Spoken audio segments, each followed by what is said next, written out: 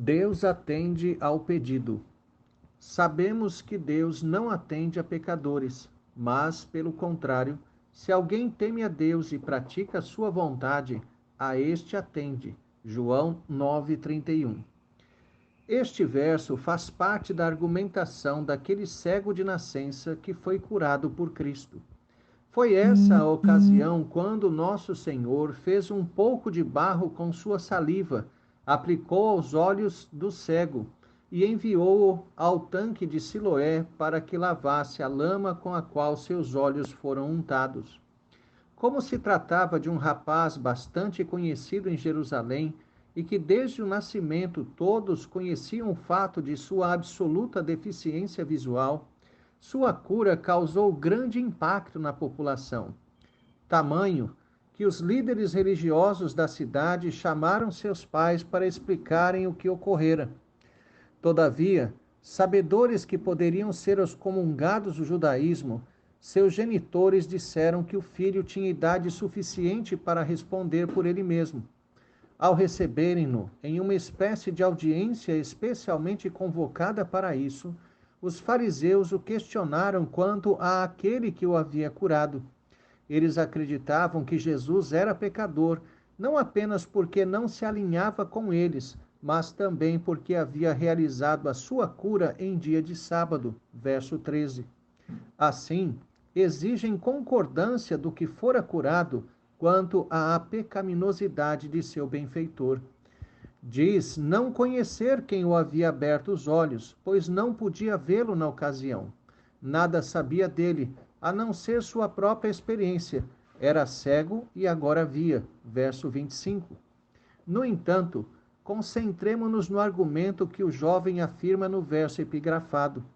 O cego provou que conhecia a doutrina bíblica, afirmando que Deus não responde a pecadores, isto é, àqueles que agem de forma descomprometida, mas atende apenas aos que procuram a obediência. No entanto, notemos que não dizia de si mesmo. O cego não estava falando que Deus o abençoou por sua causa. Quem havia feito o pedido foi Cristo.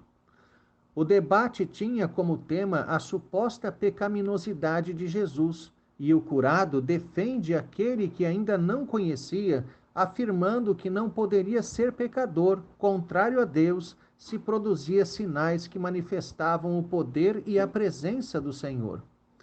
O poder de Jesus sobre ele foi maior do que a cura. Realmente o salvou.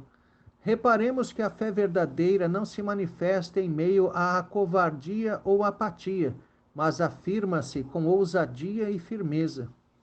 Certamente, seria extremamente arrogante, não condizente com a fé, se o jovem estivesse falando de si mesmo. Defende a impecabilidade de Jesus pelo fato de Deus agir por meio dele. Viria a entender depois que aquele que o curara era o próprio Deus. Que graça maravilhosa! As bênçãos de Deus sobre nós não estão relativas simplesmente ao nosso procedimento, mas àquele que intercede por nós. Tal verdade se torna ainda mais contundente quando sabemos que o Pai sempre atendeu a todos os pedidos do seu Filho.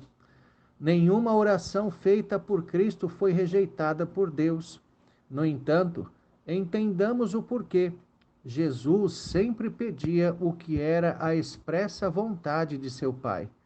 Nós não temos o poder para modificar a vontade de Deus. Ele cumprirá seus decretos eternos de qualquer jeito.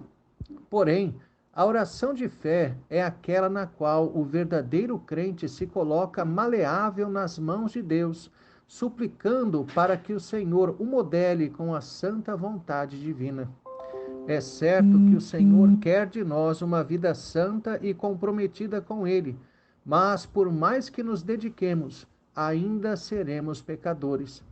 Sem permitir que nos acomodemos à negligência por causa da graça de Deus, descansemos nele, em seu cuidado e sua graça, jamais nos esquecendo que a fé genuína se manifesta por meio de uma vida transformada.